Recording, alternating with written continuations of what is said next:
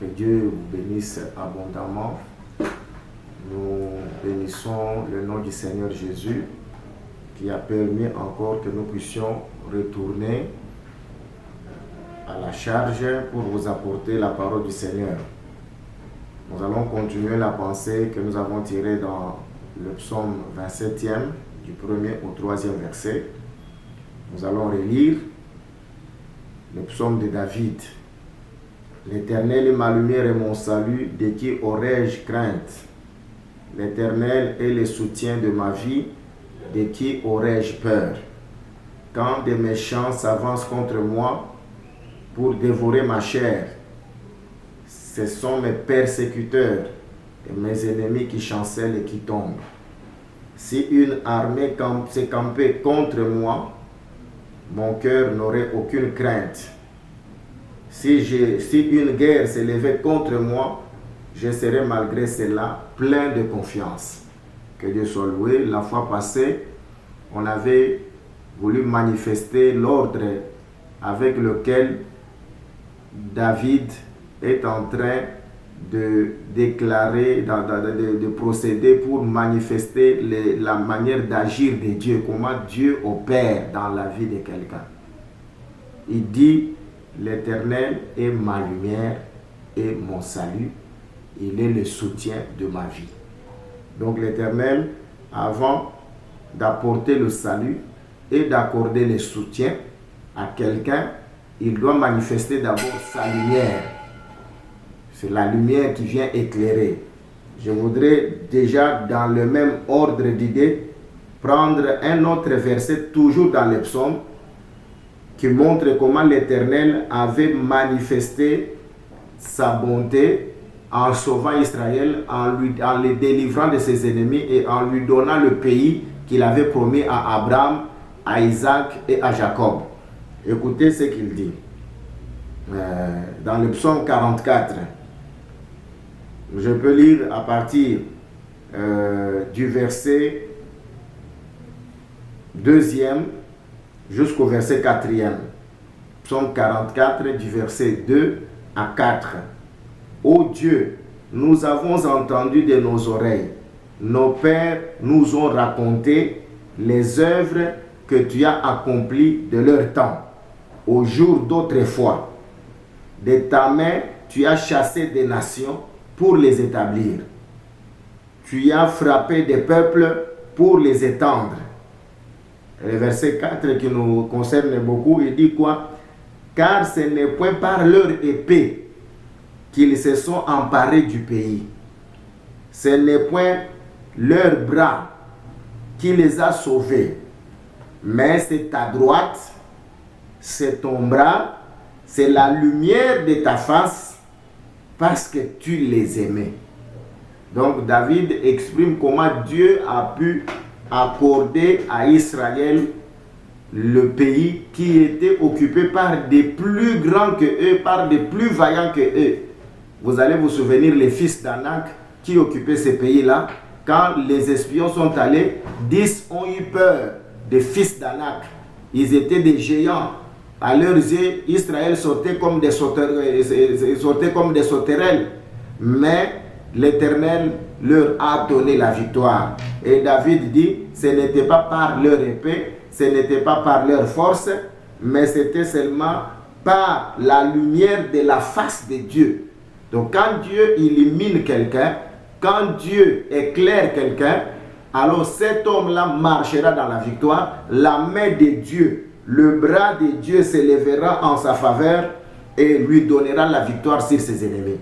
C'est que Israël a été dans la lumière. Dieu a éclairé sa face devant Israël. La lumière de Dieu, c'est la première bénédiction que Dieu peut accorder à quelqu'un. Regardez, je voudrais, pour renchérir cela, lire dans le livre de Jean. Nous sommes dans le Nouveau Testament, Jean chapitre 9. Nous lisons à partir du premier verset. Jésus vit en passant un homme aveugle de naissance. ses disciples lui firent cette question. Rabbi, qui a péché, cet homme ou ses parents, pour qu'il soit né aveugle? Là, j'aime beaucoup. L'évangile, c'est de vouloir comprendre le pourquoi. Pourquoi ces choses sont-elles arrivées? Ce n'est pas seulement le pourquoi des Écritures, mais il faut aussi connaître le pourquoi de la vie, le pourquoi de ce que vous menez, le pourquoi, pourquoi ces choses nous sont-elles arrivées. C'est là la chose la plus importante. Alors, pour les disciples, le malheur ne peut arriver que pour le péché. C'est parce qu'il a péché ou ses parents qui ont péché. Mais je crois que le Seigneur a bien répondu parce qu'il y avait un temps où les enfants héritaient les péchés des enfants et des parents, où le proverbe disait les parents ont mangé des raisins verts et les dents des enfants en étaient agacées. Mais maintenant, le Seigneur a changé.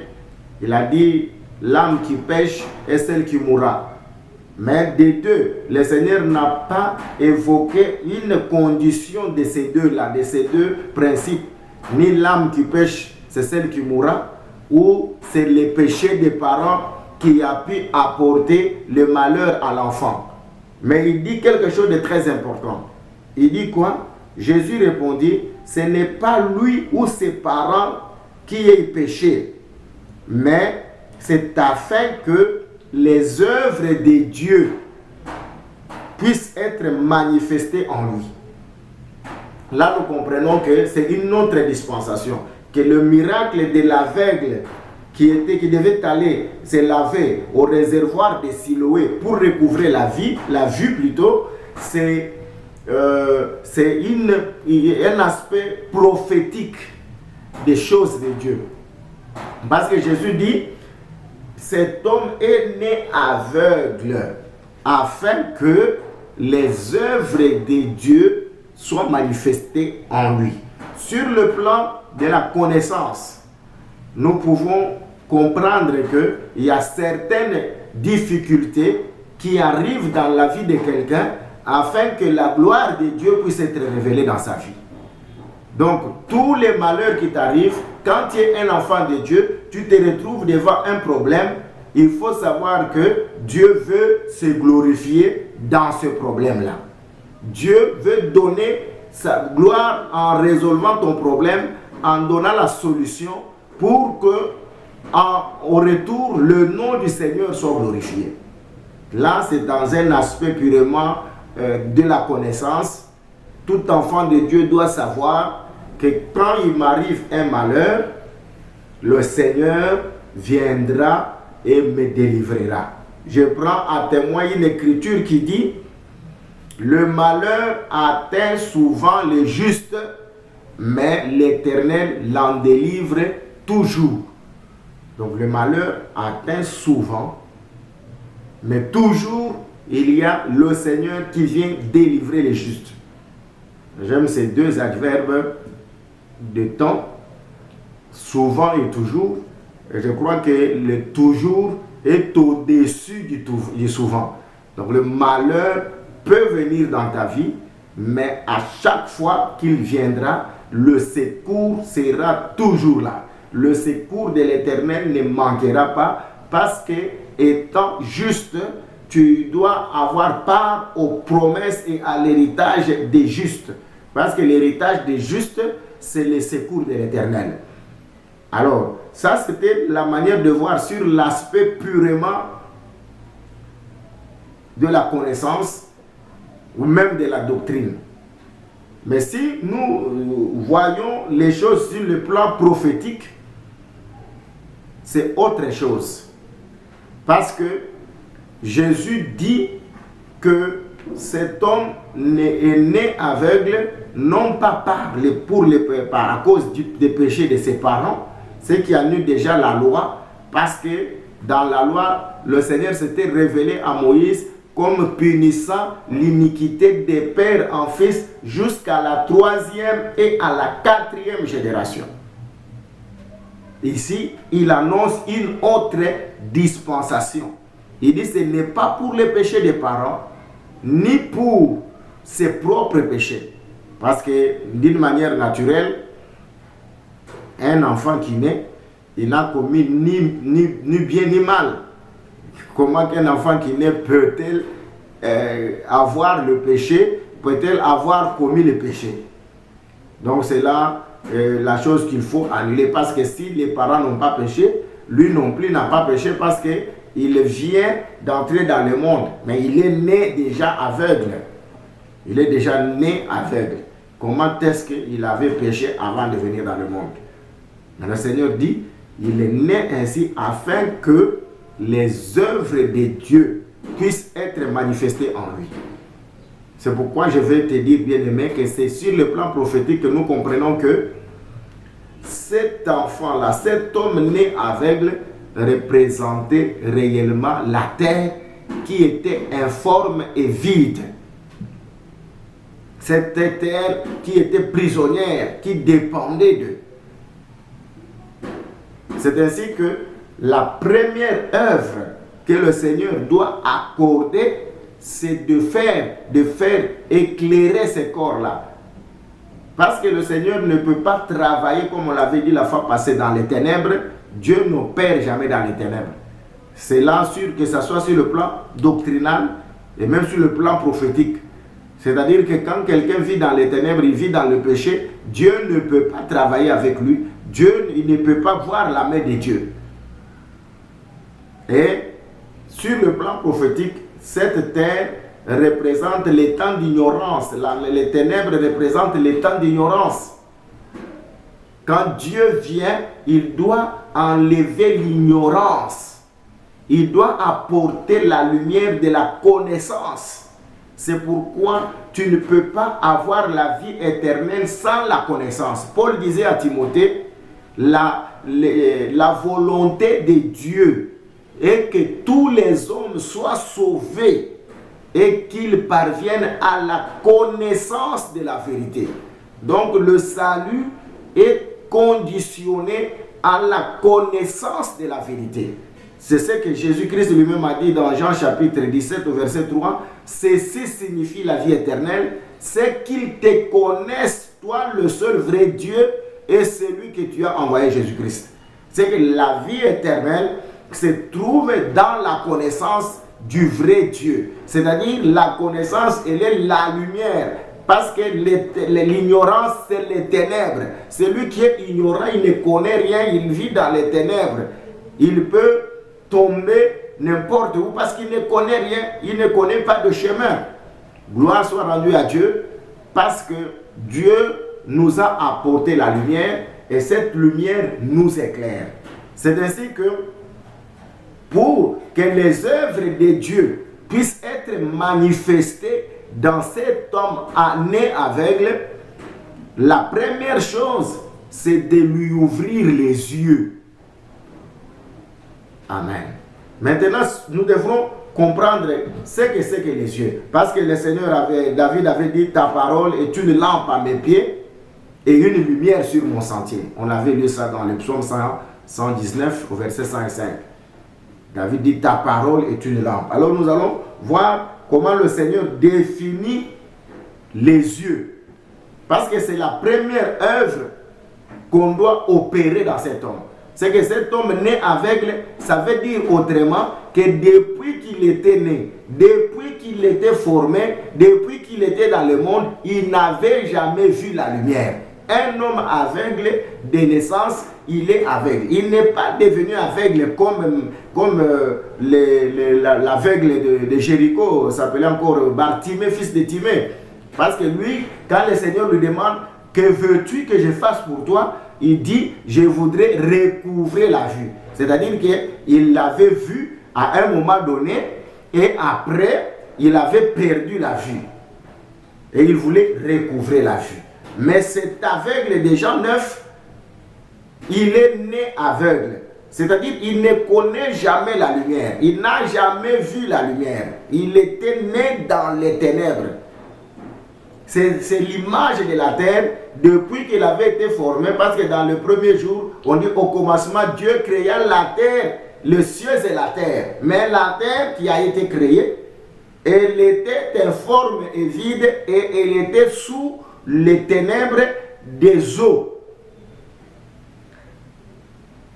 C'est ainsi que nous pouvons dire que tu peux vivre, bien-aimé, mais tant que Dieu ne t'a pas encore éclairé, tant que tu n'as pas encore reçu la connaissance de la vérité, c'est-à-dire tant que tu n'as pas encore reçu la lumière de Dieu, tu vis mais tu es dans les ténèbres. Une vie dans les ténèbres est une vie qui n'a pas le sens, qui n'a pas son sens d'être. Tu vis mais tu ne peux pas aller de l'avant. Tu vis mais tu dépends toujours des gens. Depuis que tu es né, tu es toujours là en train de faire des cercles vicieux. Les choses n'avancent pas dans ta vie. Pourquoi? Parce que tu vis dans les ténèbres. La première œuvre que le Seigneur accorde à celui qu'il veut sauver, à celui à qui il veut faire du bien, c'est de lui apporter la lumière. Alors, nous lisons Matthieu, chapitre 6, verset 22. Comment le Seigneur définit-il les yeux? Nous lisons Matthieu, chapitre 6, verset 22. L'œil est la lampe du corps. Si ton œil est en bon état, tout ton corps sera éclairé. Voyez-vous? Donc l'œil, c'est la lumière. Il dit, si ton œil est en bon état, tout ton corps sera éclairé. Mais si ton œil est en mauvais état, tout ton corps sera dans les ténèbres. Si donc la lumière qui est en toi est ténèbre, combien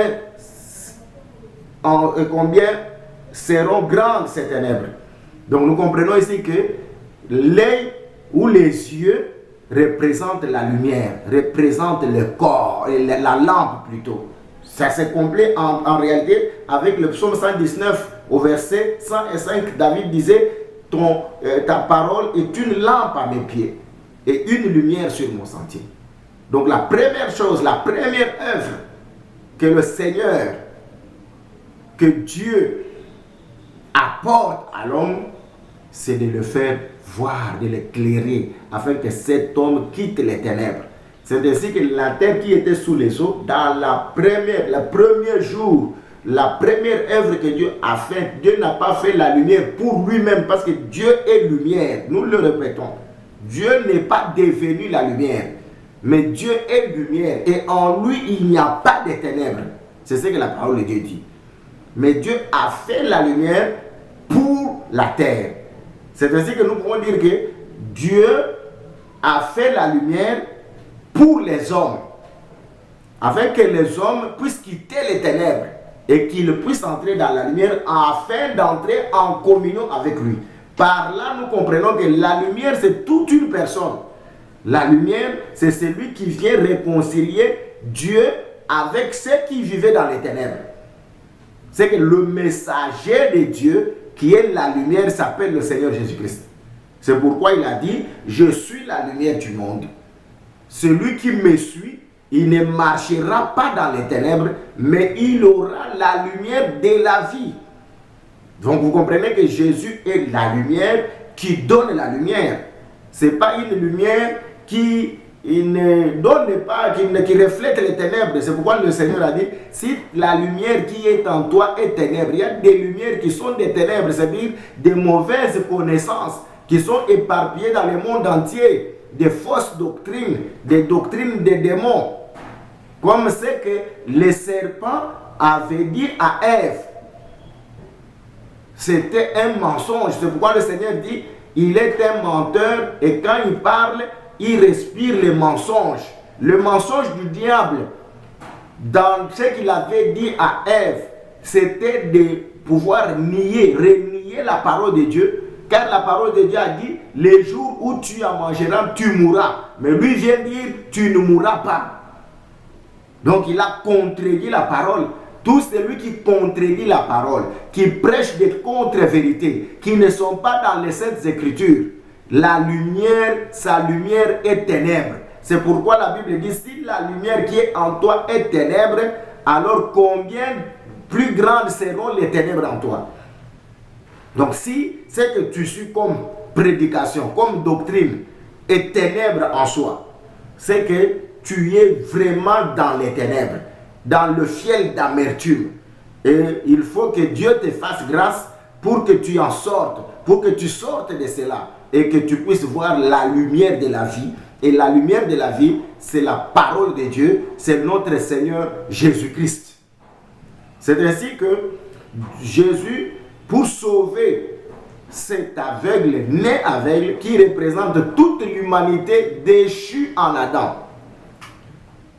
Toute l'humanité déchue en Adam. C'est pourquoi nous avons dit que Adam n'a engendré aucun fils dans la présence de Dieu. Tous les fils qu'il a engendrés, il les a engendrés quand il était déjà chassé de la présence de Dieu. Il les a engendrés quand il était dans l'ignorance, dans la rébellion, loin de la face de Dieu. C'est ainsi que tous ceux qui étaient sortis de lui ne pouvaient que refléter la vie que le Père avait. Pas de juste, pas même un seul. Gloire soit rendue à Dieu, parce que Dieu a manifesté son amour envers toi, envers moi, en envoyant son Fils dans le monde, afin que, en croyant en lui, nous puissions recevoir la vie éternelle. Nous puissions recevoir la vie que Adam, que Ève n'avaient pas reçue. Ils avaient, que cette vie qu'ils avaient perdue. Et nous la récupérons dans le Seigneur Jésus-Christ. Bien-aimés enfants de Dieu, nous voudrons vous faire voir que la lumière est quelque chose de très important. Quand le Seigneur veut sauver quelqu'un, il lui envoie la lumière. Avant que nous puissions chuter sur le salut et sur le soutien, je voudrais vous ramener à la pensée de Dieu qui montre que la lumière, c'est la lumière de la face de Dieu, comme on l'avait lu dans Psaume 44. La lumière de la face de Dieu, c'est même l'expression de la bénédiction de Dieu. Nous sommes dans le livre des Nombres, Nombres chapitre 6. 6, nous disions, au verset,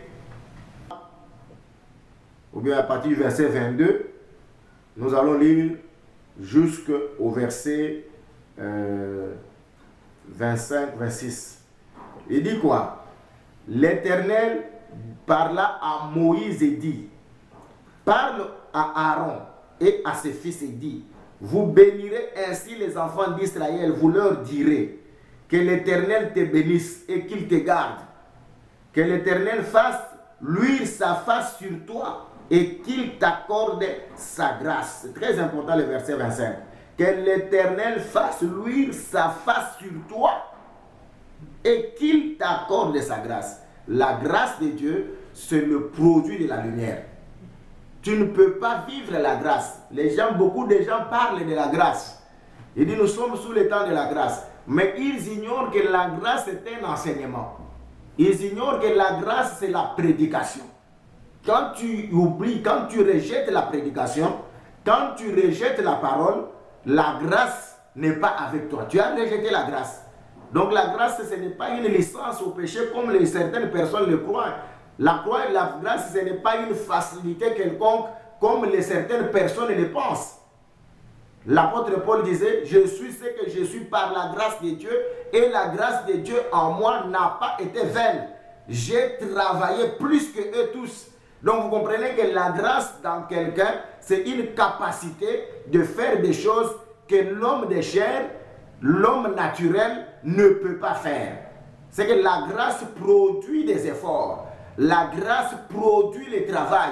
La grâce produit la sanctification. La grâce produit la crainte de Dieu. Et tout cela, c'est le fruit de la lumière. C'est-à-dire quand la parole est bien prêchée, quand la doctrine est bien expliquée, quand les gens comprennent la parole de Dieu, ils vont travailler pour la parole. Ils vont produire les fruits de la justice, les fruits de la vérité en toutes sortes de lumières. Oh, que Dieu soit loué. Et nous comprenons, bien aimés enfants de Dieu, qu'il n'y a pas de grâce sans la lumière. C'est pourquoi Dieu avait dit à Moïse, à Aaron par Moïse, tu diras ceci aux enfants d'Israël, que l'Éternel fasse luire sa face sur toi. C'est que quand Dieu fait luire sa face, c'est que la face de Dieu, c'est ça la lumière. C'est comme 2 Corinthiens 4, 6 disait, nous avons par Jésus-Christ, par la face de Christ, la lumière du monde.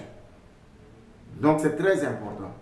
Donc la face de Dieu, quand quelqu'un dit je veux voir la face de Dieu que tu verras, c'est une sorte de lumière. C'est une lumière qui était apparue à l'apôtre Paul sur le chemin de Damas. Il n'a rien vu, il n'a vu que la lumière. Et de la lumière, il a entendu la voix.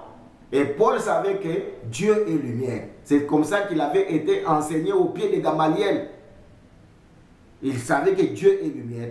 Et quand il a rencontré une lumière qui l'a fait tomber, une lumière qui a fait que ses propres yeux, c'est-à-dire sa manière de voir, sa manière de croire, il a aveuglé Paul.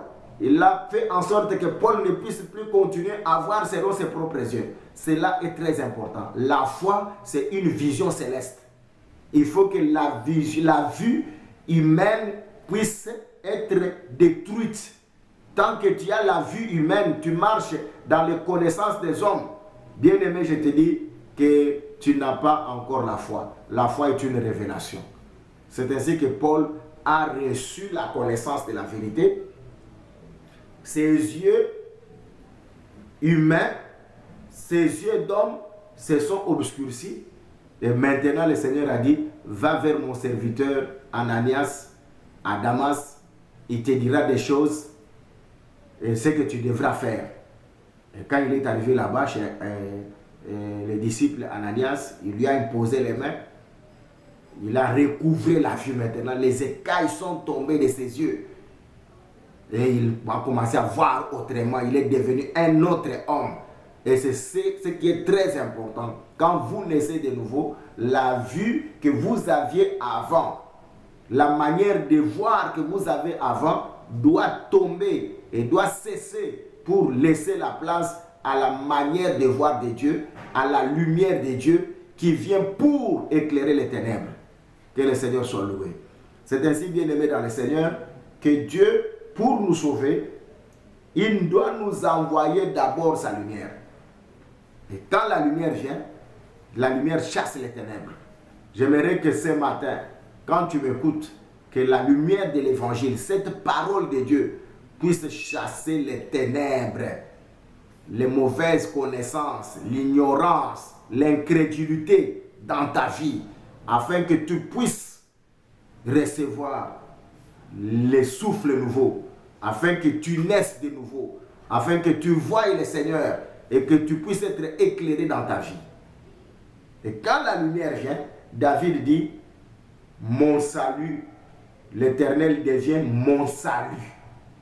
C'est que la parole de Dieu apporte premièrement le salut de l'âme. La parole de Dieu ne vient pas pour t'apporter d'abord les choses terrestres. Non. D'abord, le salut. C'est pourquoi il dit, l'Éternel est mon salut et il est mon soutien. Donc, quand la parole t'apporte, la lumière t'apporte le salut, elle devra aussi t'apporter le soutien.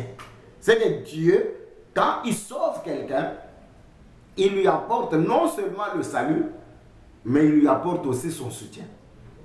Laisse que ce matin, le Dieu de grâce puisse être ton salut et ton soutien. Par là, nous comprenons que Dieu nous accorde la vie éternelle et il nous accorde aussi le siècle présent. C'est ça ce que nous devons comprendre. Que la parole de Dieu, qui est la lumière, quand elle nous éclaire, elle nous apporte le salut, c'est-à-dire elle nous donne la vie de Dieu, elle nous donne la vie éternelle, et elle nous apporte aussi le soutien. C'est pourquoi David a dit, de qui aurais-je peur, devant qui pourrais-je trembler, parce que le Seigneur est ma lumière et mon salut, il est le soutien de ma vie. C'est que Dieu apporte la lumière, le salut et les soutiens. C'est pourquoi nous comprenons par là que la question de Pierre à Jésus, nous avons tout quitté, nous t'avons suivi. Qu'est-ce que nous obtiendrons? Le Seigneur a dit, vous aurez dans ce siècle, vous aurez le soutien, c'est-à-dire le centuple, et vous aurez dans le siècle à venir la vie éternelle. Mais dans Matthieu 6, il avait dit, cherchez premièrement le royaume de Dieu et la justice de Dieu, et toute autre chose vous sera donnée par surcroît. C'est que nous comprenons que dans la marche de Dieu, c'est comme un peu plus comme dans la maison de Laban. Laban dit à Jacob, chez nous, on ne marie pas la cadette avant l'aîné. Donc ce sont des choses, si on les prend dans la chair comme ça, la plupart des cadettes vont se fâcher dans leur vie. Tant que ma soeur aînée n'est pas encore mariée, moi je n'irai pas au mariage. Non, il ne s'agit pas de cela. Si vous comprenez la parole de Dieu de cette manière-là, vous êtes grandement dans l'erreur. Il faut venir dans l'enseignement pour qu'on vous montre que la maison de Laban n'avait que 2 filles. Léa, qui avait les yeux délicats, et sa sœur Rachel, qui était belle de figure. Quand Jacob est venu dans les vues humaines, il a trouvé que non, la femme la plus belle c'était Rachel, la cadette. Mais au jour du mariage, après avoir travaillé pendant 7 années, c'est très important aussi, hein, le mariage, il faut travailler pour avoir la femme. La femme deviendra maintenant un salaire pour l'homme. Et quand l'homme a le salaire, il ne joue pas avec son salaire. La femme, c'est une récompense. Adam a travaillé en donnant les noms à toute la création. Et pour les rémunérer, Dieu a dit, il n'est pas bon que l'homme soit seul. C'est après avoir travaillé pour Dieu. Et Dieu maintenant lui a donné la récompense. Parce que Dieu répète toujours les mêmes choses. Et nous voyons maintenant Jacob qui travaille pendant 7 ans. Maintenant Dieu ou Laban vient lui donner l'aîné. Quand il se lève le matin, il dit, oh, mais comment tu m'as trompé? Il a dit ici, la doctrine, c'est-à-dire l'habitude chez nous, ce n'est pas de marier la cadette avant l'aîné. Mais si tu travailles encore 7 années, nous te donnerons encore la cadette. C'est ainsi que l'aîné, Léa, en elle, il y avait Judas, qui est le royaume. Parmi les enfants de Léa, il y a Judas, de qui est issu notre Seigneur Jésus-Christ, le roi d'Israël. C'est en Judas que Jacob a vu le sceptre souverain et le bâton souverain et le sceptre royal étaient dans Judas. Mais dans Rachel, il y avait Joseph. Joseph qui veut dire qu'on ajoute encore. Donc le Joseph, c'est l'ajoute. C'est la bénédiction temporelle. C'est ainsi que Jacob ne pouvait pas avoir les Rachel avant Léa, c'est ça l'ordre. Donc le Seigneur accorde le salut et il accorde le soutien. Donc sans le salut, il n'y a pas le soutien de l'Éternel. Donc il faut d'abord que vous puissiez être sauvés, que vous puissiez être délivrés du péché, délivrés de la convoitise, délivrés de la haine, de la mondanité, de toutes les choses du monde, afin de pouvoir espérer au secours de l'Éternel.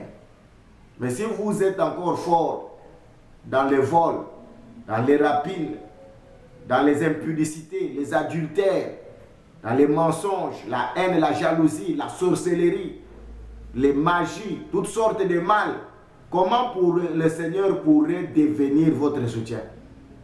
Le Seigneur soutient ses enfants. Le Seigneur accorde la délivrance à ses enfants, à ceux qui sont dans la lumière.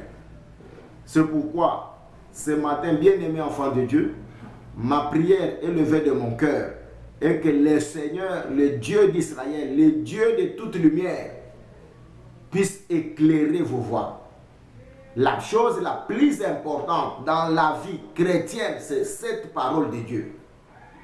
Cette parole de Dieu, c'est elle qui va créer.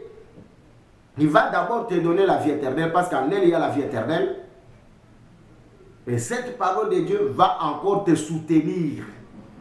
Et j'aime beaucoup ça. Le Seigneur me soutient. Le soutien des hommes n'est que vanité. L'homme peut te soutenir d'aujourd'hui, demain, après-demain, il se fatigue. Parce que lui-même aura besoin aussi d'un secours. Mais le secours qui ne manque pas au temps de la détresse, c'est le secours de l'Éternel. Laisse que le Dieu d'Israël puisse être ton secours.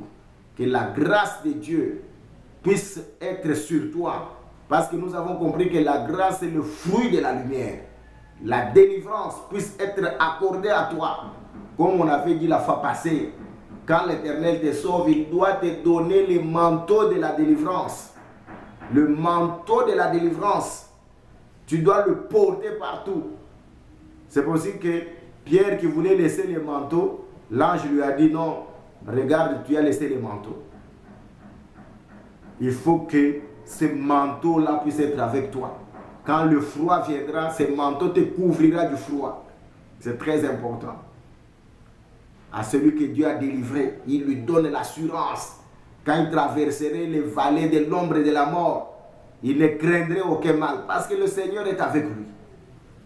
C'est ce que le Seigneur soit avec toi. C'est la bénédiction des justes bien-aimés. Que cette bénédiction puisse être accordée par cette parole. C'est pourquoi dans ta vie, que rien et plus rien ne puisse t'empêcher de rencontrer la parole, d'écouter la parole et de vivre cette parole, d'écouter cette parole. Parce que la vie éternelle, c'est d'abord dans l'écoute. Parce qu'on ne peut pas croire si on n'a pas écouté. C'est pourquoi pendant ce temps, nous nous efforçons à vous apporter cette parole par tous les moyens, afin que cette parole puisse vous éclairer. Qu'elle soit une lampe qui brille pour vous dans votre chemin et qu'elle puisse vous apporter le secours. Je voudrais que Dieu puisse être le secours de tout un chacun qui écoute cette parole. Que Dieu puisse être le salut et qu'il soit la lumière de tout un chacun. Au nom de notre Seigneur et Sauveur Jésus-Christ. Amen. C'est combien de minutes? Il faudrait que tu cherches cette parole partout. Et nous te demandons, bien-aimé dans le Seigneur, pendant ces moments, crois au Seigneur Jésus. Pendant ces moments, toi qui n'as pas encore reçu la lumière, reçois cette lumière de Dieu. Cette parole. La lumière, ne crois pas que c'est la lumière de la lampe ou du projecteur ou même de ce soleil. Non. La lumière véritable, c'est la parole de Dieu. Et que la parole t'éclaire. Quand il va t'éclairer, elle va t'apporter le salut. Elle va te délier de tout ce qui te ligotait dans les péchés et dans les histoires de ce monde. Et cette parole va t'apporter le secours et le soutien dans les choses dont tu as besoin dans ce monde. Et je voudrais te dire, ma soeur et mon frère, que cette parole est capable de t'accorder un beau mariage. Le mariage que tu as toujours rêvé, mais avec la parole de Dieu. Cette parole est capable, en l'écoutant seulement comme tu l'écoutes, et si tu crois en elle, et je te dis, cette parole est capable de créer toutes sortes de miracles, que ce soit le travail, que ce soit la maternité, que ce soit les voyages, les bonnes études, les bourses d'études, le soutien à tous ces gars. Moi, je crois que cette parole est capable de l'engendrer dans ta vie. Nous croyons que par la parole, Dieu a créé l'univers. La Bible dit en sorte que les choses visibles ont été faites par des choses invisibles. La chose invisible, c'est cette parole. Tu l'écoutes seulement, mais tu ne la vois pas. Mais cette parole qui est invisible est capable d'engendrer, de créer des choses visibles. Laisse que la parole de Dieu crée des choses visibles, des choses à impact réel dans ta propre vie et que tu puisses vivre le soutien de l'Éternel. Que Dieu te bénisse. Nous pouvons prier. Père très saint, Dieu tout-puissant, je bénis encore une fois ton nom parce que tu es la lumière. Tu avais dit que cet homme est né aveugle afin que les œuvres de Dieu puissent être manifestées en lui. Maintenant que la lumière a jailli pour mon frère et pour ma sœur, laisse que tes œuvres, ô mon Dieu, parce que depuis que tu as fait tes œuvres, nul autre ne peut les faire comme toi. Depuis que tu as créé le monde dans la lumière de la parole, personne ne peut faire encore comme toi. Accomplis les œuvres, tes œuvres dans la vie de ma sœur et de mon frère. Que ce qui lui manquait, ils les reçoivent. La vie éternelle et le secours terrestre. Dans le nom puissant de Jésus, je déclare, béni, sauvé tous ceux qui ont écouté cette parole. Je professe la guérison dans la vie de tous les bien-aimés qui sont malades et qui se sentent malades maintenant. Au nom puissant de Jésus, recevez la guérison. Que Dieu protège son peuple, qui te protège de la contagion, qui te protège de la peste et de ses ravages, et qu'il te garde dans le creux de sa main, car il est écrit que ce qui est dans la main de l'Éternel, nul ne peut l'arracher. Je te recommande à Dieu et à la parole de sa grâce, dans la lumière éternelle, que Dieu se souvienne de toi et qui te garde. Au nom du Seigneur Jésus-Christ, nous avons ainsi prié, nous disons Amen. Que Dieu vous bénisse abondamment. Nous croyons par la grâce de Dieu que vous êtes bien portants parce que la main de Dieu est sur vous. Dieu vous garde et qui vous protège. Nous reviendrons toujours à la charge et ça sera maintenant chaque instant toujours pour vous présenter la parole de Dieu. Nous vous demandons de vous acquitter de vos engagements par rapport au vécu et à la survie de notre communauté pendant ces temps de confinement. Les loyers, les dîmes et les offrandes, c'est très important de les pouvoir faire parvenir à notre administration par les numéros de téléphone qui sont au bas de l'écran. C'est très important. Il ne faut jamais manquer cela. Nous bénissons tous ceux qui, dans les temps de détresse, ils se sont toujours acquittés. Que le Seigneur se souvienne de votre sacrifice. Que le Seigneur vous se souvienne de vos souffrances. Et je crois que les souffrances qui manquaient à Christ, vous les achevez dans votre chair. Et Dieu qui a honoré le Seigneur Jésus, vous honorera aussi également. Nous nous retrouverons encore le dimanche prochain à la même heure et à la même chaîne. Que le Dieu de grâce vous bénisse au nom du Seigneur Jésus-Christ. Amen. Cette mélodie de